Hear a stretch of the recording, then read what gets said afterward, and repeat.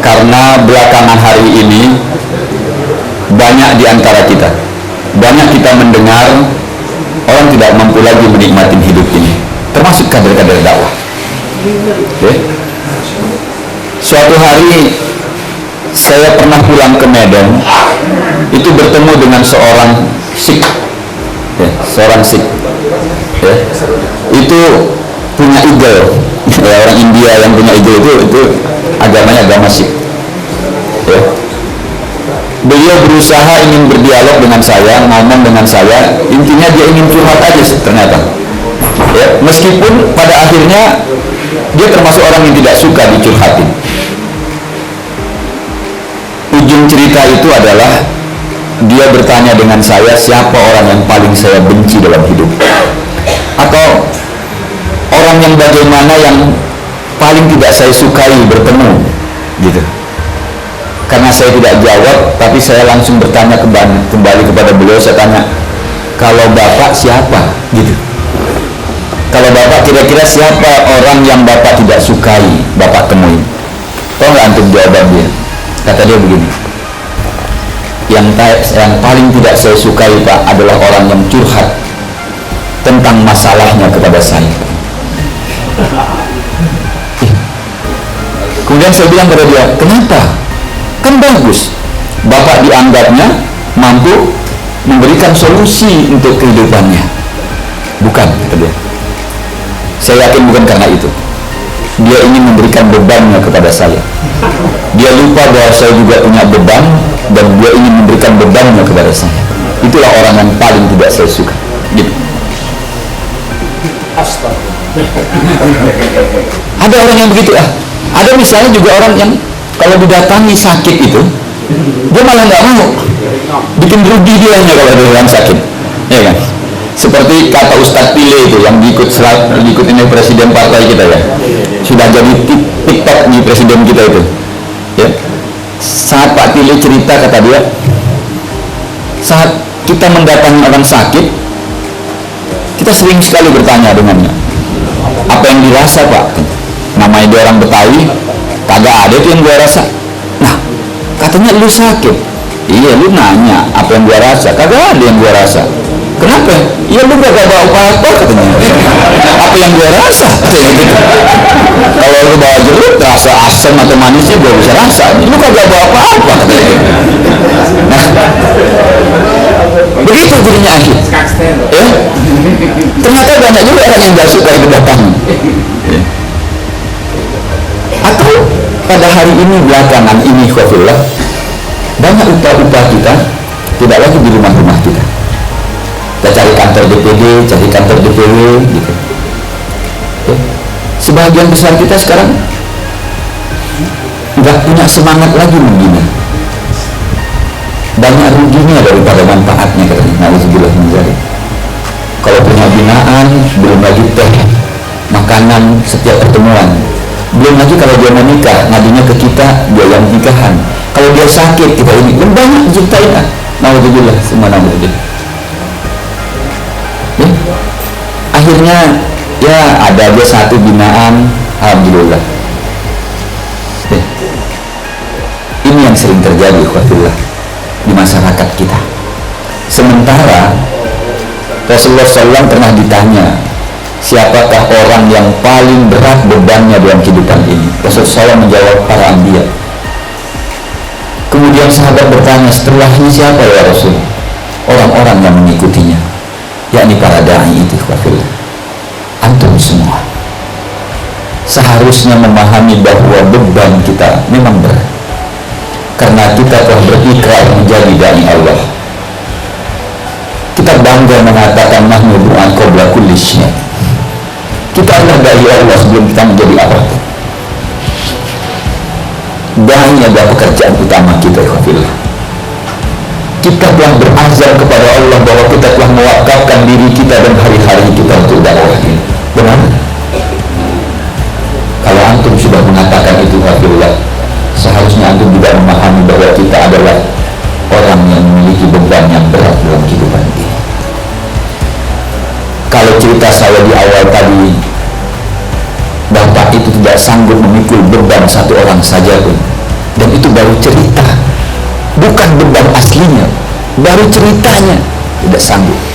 Tapi kita insya Allah siap memikul beban saudara kita, keluarga kita, tetangga kita, bangsa dan negeri kita, ikhwahullah. Bahkan beban umat ini kita akan tanggung karena kita telah menjadi dai Allah. Tapi benarkah itu? Benarkah perkataan itu ada pada kita pada hari ini? Ikhwahullah, 2 periode ini saya yang membuat laporan DPW Sumbaksal, dan 2 periode ini juga saya menemui jumlah kader kita stagnan. Jumlah kader kita stagnan, padahal Allah telah memberikan banyak kepada kita semua. Masih banyak divisi-divisi kita yang kosong, apalagi DPR kita masih banyak yang kosong dari kader dengan berbagai macam alasan. Sulit dijangkau Ustaz, pekerjaan kami banyak Ustaz, dan seterusnya. Sulit dijangkau. Ini seharusnya menjadi evaluasi buat kita semua. Bahkan di antara kita ada yang tidak menikmati berjamaahnya kita dalam Partai Keadilan Sejahtera ini, merasa bahwa dia tidak menikmati menjadi ketua DPW, tidak menikmati menjadi ketua DPD, menjadi stafnya, dan seterusnya. Bahkan tidak menikmati sebagai pembimbing dan pembina. Ada banyak, saya rasa banyak pada hari ini. Lalu di mana kita memahami perkataan para ulama terdahulu, orang-orang terdahulu kita yang mengatakan nahnu qaumun natamatta bimata'id dakwah. Kami adalah sekelompok kaum yang merasakan nikmatnya keletihan dakwah ini, nikmat keletihan dakwah, capeknya dakwah ini, mereka nikmati. Tapi adakah kita pada hari ini menikmatinya juga? Ini lagi-lagi pertanyaannya, karenanya Anda ingin mengulang sebenarnya materi ini Anda sampaikan di sebuah masjid karena jamaah memintanya, dan jamaah itu banyak dari kawan-kawan kita salafi. Maaf, biasanya kita takut kalau ngisi di masjid-masjid mereka karena akan terjadi perdebatan, bahkan jidal sifatnya misalnya. Tapi ternyata alhamdulillah enggak. Anda katakan kepada mereka, kalau begitu saya bicara tentang kehidupannya, nggak apa-apa Ustaz, saya bicara, ngajak mereka berbincang-bincang tentang ini. 1 slide saja saya katakan. Kenapa?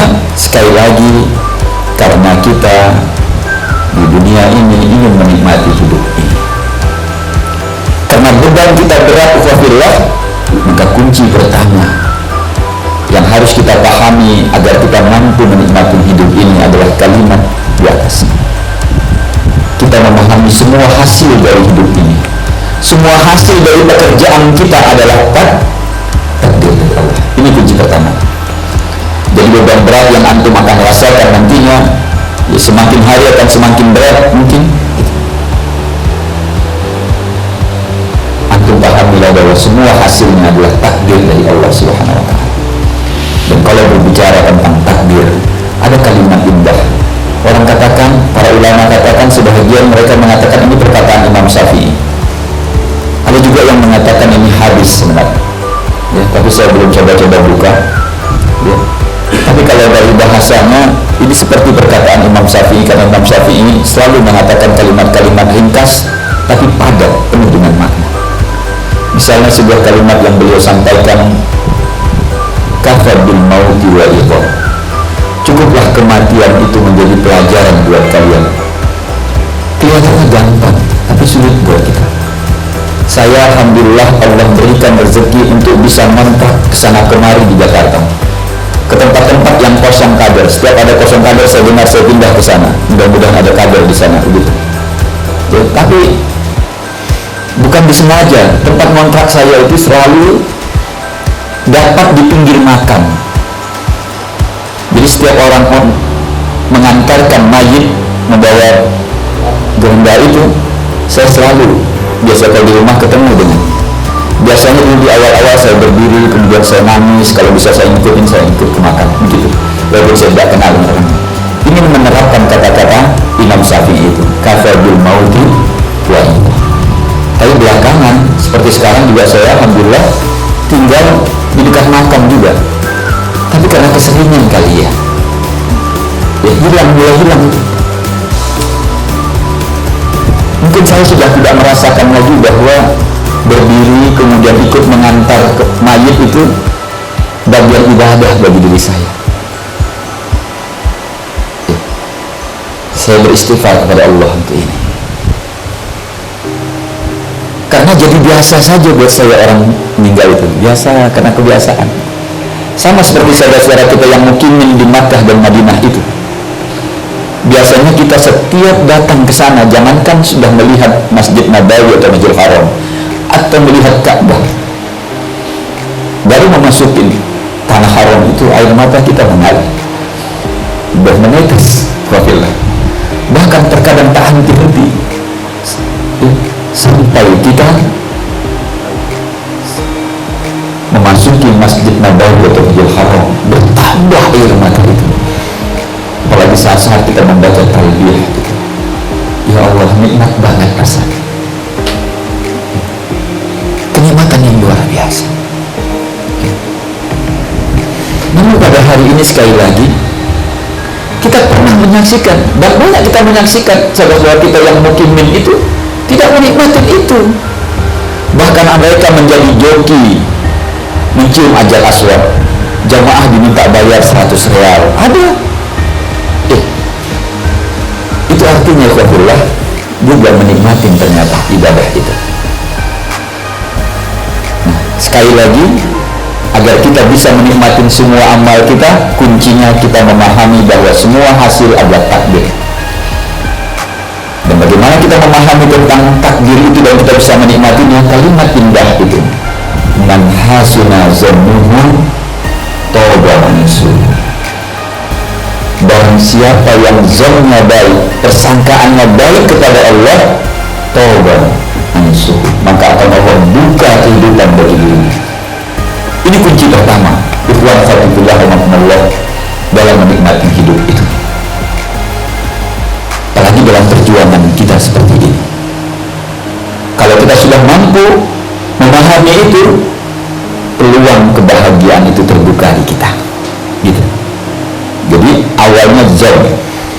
Kalau zon kita baik kepada Allah, peluang kita untuk mendapatkan kebahagiaan di dunia ini, sebagaimana doa yang selalu kita lantunkan, Rabbana atina fid dunya hasanah wa fil akhirati hasanah wa qina adzabannar, itu insya Allah bisa kita wujudkan, insya Allah akan diberikan oleh Allah Subhanahu wa ta'ala, karena kita sudah memiliki zon yang baik dengan Allah Subhanahu wa ta'ala. Selanjutnya tergantung kepada dua hal berikut ini.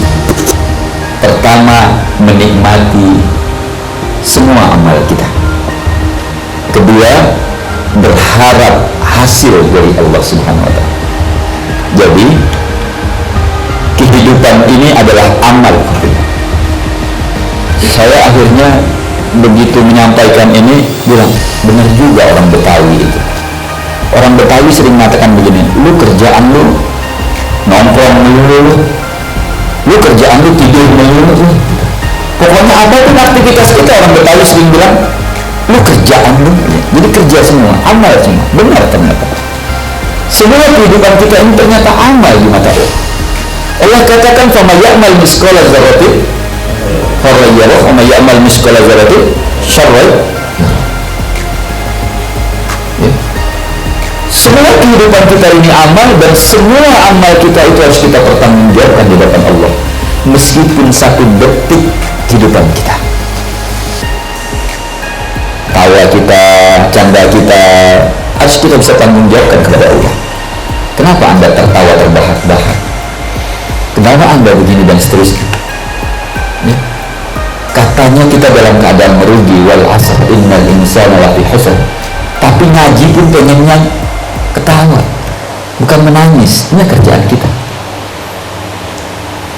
Bukankah Rasulullah SAW juga pernah mengatakan kepada kita, demi Allah, jika jika kalian mengetahui apa yang ku ketahui, kata Rasul, la bahtum qalil wa bakaitum katsir. Niscaya kalian akan banyak, akan sedikit tertawa dan akan banyak menangis. Inilah ikhwatillah rahimakumullah yang harus kita pahami bersama. Ternyata semua kehidupan kita ini amal, dan semua amal kita itu harus kita jadikan amal soleh, karena amal yang bisa dinikmati hanyalah amal soleh. Ada tidak yang kelihatannya amal soleh tapi orang melaksanakan tidak menikmatinya? Banyak sekali orang yang melaksanakan sholat tapi dia tidak bisa menikmati sholat itu. Banyak sekali orang yang melaksanakan puasa tapi dia tidak mampu menikmati puasa itu. Bahkan orang yang berangkat umrah dan haji itu ada yang menyesal berangkat umrah dan haji karena dia tidak bisa menikmati umrah dan hajinya itu. Kenapa? Karena pada waktu itu sholat tidak menjadi amal soleh baginya, puasa tidak menjadi amal soleh baginya, umrah dan haji tidak menjadi amal soleh baginya. Karena ikhwatullah, yakin antum, orang-orang yang melakukan kemaksiatan tidak mungkin bahagia. Tidak mungkin bahagia. Wallahi, demi Allah, tidak mungkin mereka bahagia. Karena antum tidak pernah mungkin cemburu dengan mereka. Jangan pernah kita cemburu dengan orang-orang yang Allah berikan kenikmatan di dunia ini tapi sungguhnya mereka tidak bahagia. Antum saja melihat mereka nikmat, bahagia, tapi sungguhnya Allah mengatakan mereka tidak bahagia. Yakin antum?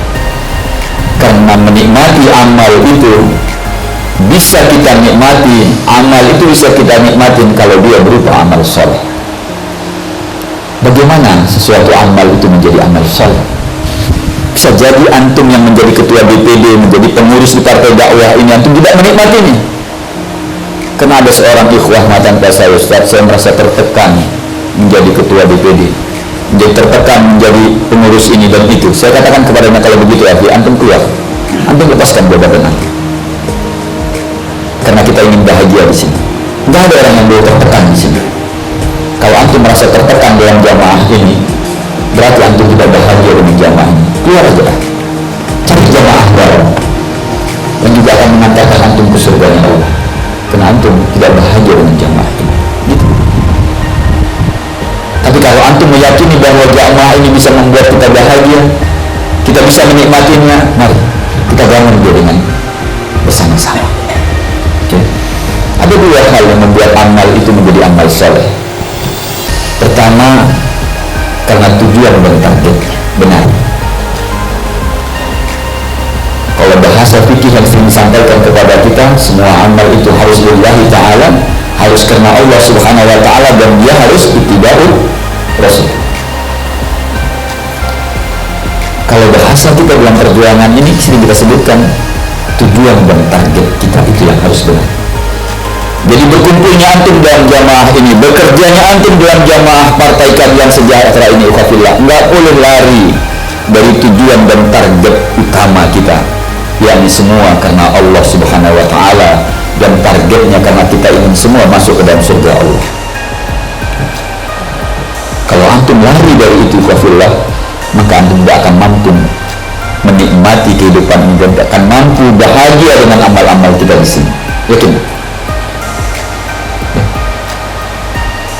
Kullu nafsin za'iqatul maut wa innama tuwaffawna ujurakum yawmal qiyamah faman zuhziha 'anil nar wa udkhilal jannah faqad faza wa mal hayatud dunya illa mata'ul ghurur.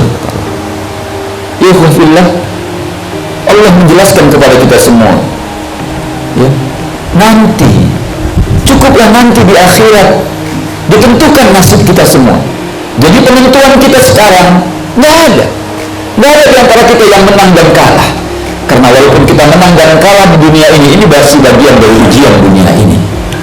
Nanti kata Allah, saat Allah membebaskan kalian dari neraka Jahannam dan memasukkan kalian ke dalam surga, faqad faza, itulah kemenangan yang hakiki itu.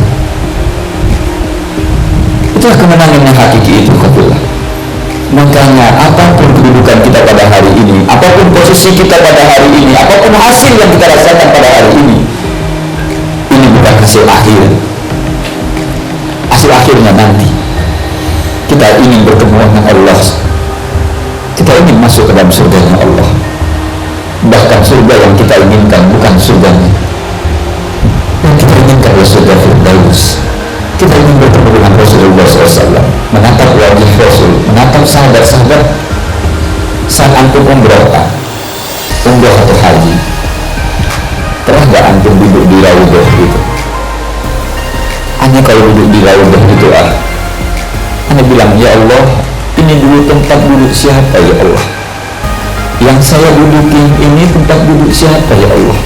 Umarkah? Abu Bakarkah? Siapa sahabat Rasulullah SAW yang duduk di sini ya Allah? Ya Allah, mohon engkau jadikan hamba seperti mereka. Duduknya aja nikmat. Ini keinginan kita semua. Jadi jangan pernah tujuan antum disorientasi bahwa antum melakukan ini semua karena Allah dan cita-cita kita adalah surganya Allah.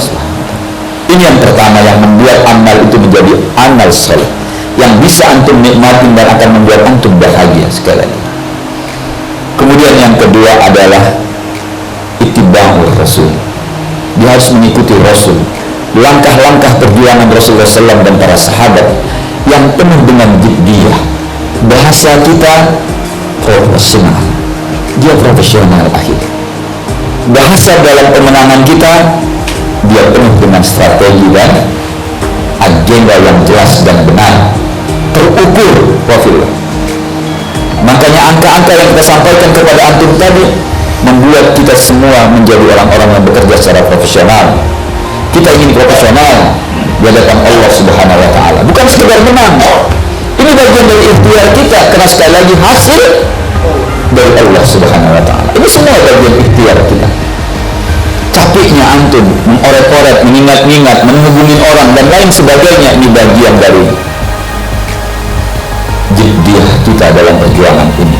Ini harus penuh dengan strategi dan agenda yang jelas, baru antum bisa menikmati amal ini. Kalau kerja antum selampangan, dapat ya dapat, enggak ya kagak, enggak apa-apa aja gitu ya. Tidak punya target yang jelas, tidak punya strategi yang jelas, tidak punya agenda yang jelas, bisa jadi ini tidak menjadi amal soleh buat antum. Antum akan letih berjuang ini. Apalagi melihat orang lain yang dananya besar, kerjanya banyak, orangnya banyak dan seterusnya, antum akan letih dengannya. Antum lupa bahwa antum sedang bersandar dengan Zat yang maha kuasa dan maha pengasih penyayang, Zat yang maha kaya ya, yang semua hasil ada di tangan. Itu pertama, menikmati amal. Kemudian yang kedua, ikhwafillah wa rahmatullah, yang membuat kita bahagia dalam hidup ini, karena hasil itu hak prerogatif Allah, maka hal yang membuat kita bahagia di dalamnya adalah berharap hasil darinya. Berharap hasil dari Allah merupakan kebahagiaan. Kalau antum berharap hasil dari manusia, rugi antum semua. Antum akan menjadi orang-orang yang terhina, karena manusia itu tidak layak untuk diharapkan. Benar kan? Ya, kesana kemari. Makanya sekali lagi rugi antum kalau berharap kepada manusia. Berharaplah kepada Allah Subhanahu wa Ta'ala. Dan dalam berharap kepada Allah Subhanahu wa Ta'ala juga bahagian dari menikmati hidup ini, juga akan melahirkan kebahagiaan dalam hidup kita dalam berharap dengan Allah itu. Karena dia nikmat.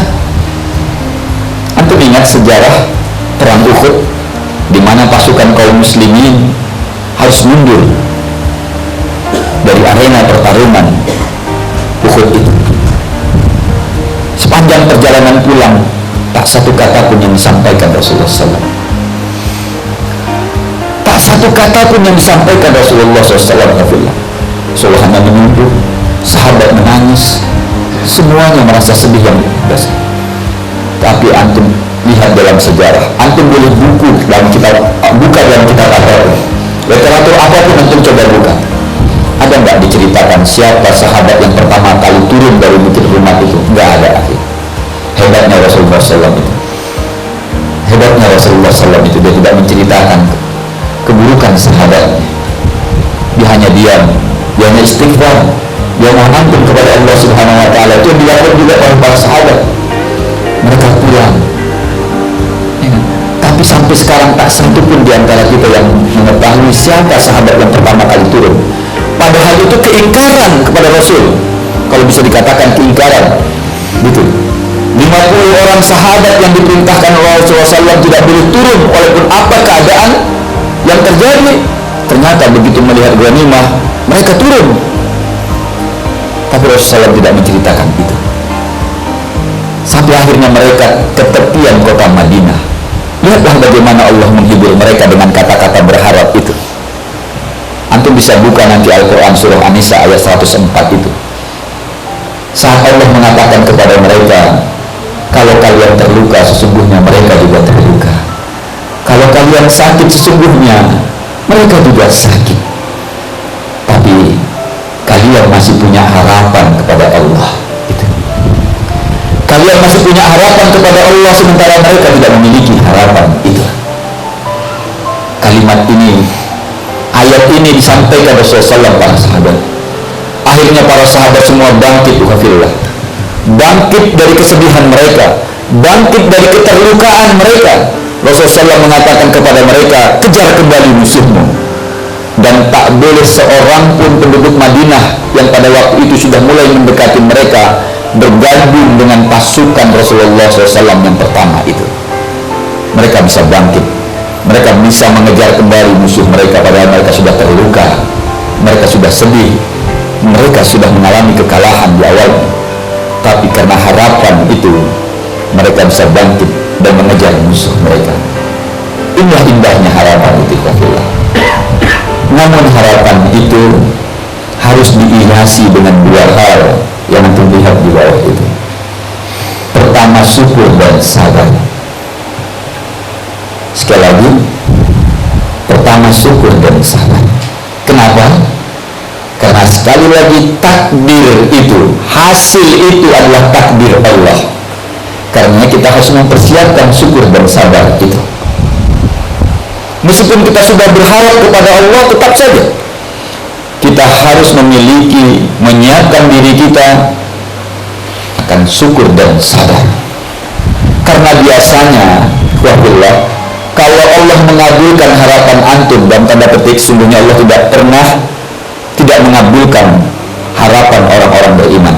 Sekali lagi, Allah tidak pernah tidak mengabulkan harapan orang beriman. Kata para ulama, setidaknya ditunda atau diganti dengan hal yang lebih baik, atau akan dibalasi nanti di surga. Jadi nggak pernah Allah itu tidak memenuhi harapan antum. Tapi sebagai manusia kita sering mengatakan bahwa harapan kita belum terpenuhi. Oke deh, dalam tanda petik tadi ya, kalau antum dipenuhi atau tidak dipenuhi, siap-siap syukur dan sabar itu. Karena biasanya Allah Subhanahu wa ta'ala, antum boleh lihat, baca buku ruang sejarah, atau antum sendiri merasakan saat Allah memberikan kepada antum, biasanya itu melebihi harapan antum. Ingat-ingat deh, kalau antum minta 5, biasanya Allah kasih 10, kasih 15, bahkan lebih daripada itu. Untuk apa itu? Agar Allah ingin menguji kita apakah kita pandai bersyukur atau tidak. Tidak menyombongkan diri kita bahwa ini hasil dari kerja-kerja kita, pemikiran kita, dan seterusnya. Enggak. Biasanya Allah lebihkan itu, sehingga membuat kita pandai bersyukur kepada Allah. Namun sebaliknya, kalau kita merasa bahwa Allah masih menundanya atau menggantinya dengan yang lain, ya, dan kita tidak merasakan bahwa Allah memberikan itu kepada kita, biasanya jauh lebih berat. Lebih berat daripada yang antum prediksi. Prediksi saya sih ngeluarin dana cuman 300 juta, tapi ternyata akhirnya 500 juta, bahkan ada yang sampai 700 juta tapi nggak menang. Ya Allah, berat ya Allah, akhirnya menyisahkan hutang. Berat ya Allah, bukan hanya hutangnya itu yang membuat kita, tapi omongan tetangga, udah bekerja banyak-banyak nggak menang juga, omongan orang dan lain sebagainya, itu semakin membuat beban itu berat. Allah ingin menguji kita semua. Padahal rugi cuma kita doang, rugi 500 juta misalnya, tapi yang terlihat sebelah-sebelahnya ada omongan dari istri nanti, omongan dari keluarga besar, omongan tetangga, omongan ini dan itu, yang akan membuat beban antum semakin berat. Beban apa saja, biasanya begitu.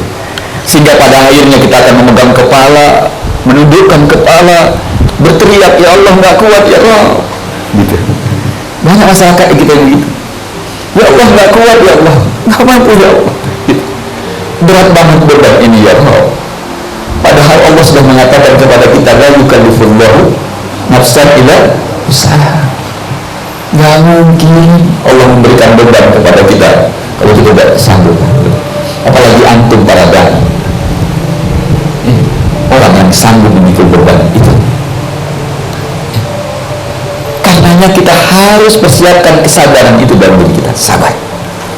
Inilah yang kata Rasulullah SAW, ajaban bil amril mu'min, menakjubkan urusan orang-orang mukmin itu, gitu. Karena dia memiliki dua sifat ini, memiliki kesadaran. Kalau Allah berikan sesuatu kebaikan kepadanya, dia mampu bersabar. Tapi kalau Allah berikan kepadanya keburukan, dia mampu bertahan dengan kalau kebaikan dia bisa bersyukur, kalau keburukan dia bisa bersabar. Sekali lagi, keburukan dalam tanda petik dan kebaikan dalam petik, gitu. Saya sering katakan demikian, karena kebaikan dan keburukan di dunia ini tetap saja semuanya adalah ujian dari Allah Subhanahu wa ta'ala buat kita di dunia ini. Terakhir, yang membuat harapan itu bertambah indah walhamdulillah, karena ada doa. Ini yang mungkin selama hari ini juga hilang di tengah-tengah kita. Masyarakat kita hanya menjadikan doa kepada Allah ini hanya sebagai hiasan lisan mereka, tidak sampai ke hati mereka. Akhirnya kita di masyarakat kita ini sering menemukan ada tukang doa, kerjanya tukang doa. Tukang doa itu menjadi profesi, yang dibayar, ya, air minumnya harus warna putih dan sebagainya. Di Jakarta itu tukang doa itu banyak ngumpul di pemakaman-pemakaman karena kita tidak mampu berdoa kepada Allah Subhanahu wa ta'ala. Sementara doa ini, setelah kita pahami bersama bahwa dia mukhul ibadah, dia otaknya ibadah kita, dia silahul muslim, dia itu senjatanya, pelurunya orang-orang beriman itu doa. Tapi sekali lagi, banyak di antara kita tidak mampu berdoa dengan baik pada hari ini. Kita seperti masyarakat biasa yang tidak menjadikan doa ini sebagai senjata kita.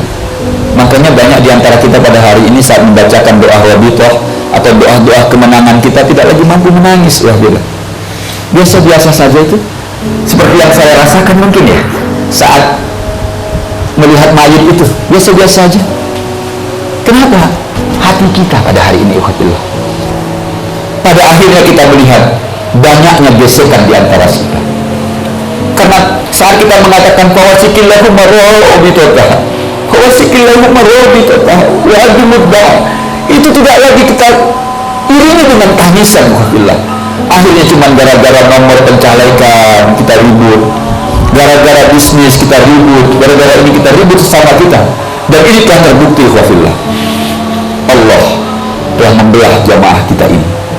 Kita sekarang semakin kecil, sebagian besar saudara-saudara kita memisahkan diri dari kita. Bisa jadi mereka yang salah, atau bisa jadi kita yang salah. Karena doa rabitah kita itu tidak lagi menghujam dalam dada-dada kita. Usar kita, upah kita itu tidak menjadi kenikmatan buat kita pada hari ini, sehingga doa itu tidak bisa kita lantunkan dengan baik. Kita hanya bisa menangis kalau Allah beri cobaan kepada kita untuk pribadi kita, sakit kita, anak kita dan sebagainya, kita bisa menangis. Tapi kenapa untuk jamaah kita pada hari ini, untuk partai dakwah kita pada hari ini, yang cita-citanya jauh lebih besar, kita tidak mampu menangis di hadapan Allah Subhanahu wa ta'ala? Ini kan menjadi pertanyaan buat kita semua. Karenanya saya berharap pada antum semua, yuk kita jaga ini. Apa yang saya sampaikan ini antum jaga semua. Kita jaga tujuan dan target kita. Kita benarkan strategi dan agenda kita. Kita persiapkan syukur dan sabar kita. Kemudian terus kita bermunajat kepada Allah Subhanahu wa ta'ala, karena itu bagian akhir dari ikhtiar kita. Setelah semuanya kita lakukan, baru kita tawakal kepada Allah Subhanahu wa ta'ala. Mudah-mudahan Allah Allah akan memberikan kemenangan kepada kita semua. Kita berharap takbir kita nantinya, kemenangan kita di 2024 dengan takbir Allahu Akbar itu akan menggema kepada seluruh dunia, karena saudara-saudara kita juga mengaminkan kemenangan kita itu sebagai kemenangan umat ini, kemenangan peradaban Islam di muka bumi ini. Akan munculnya kembali mujahid Islam yang akan membawa kemenangan umat ini, insyaallah. Ini saja mungkin yang bisa saya sampaikan dalam kesempatan ini.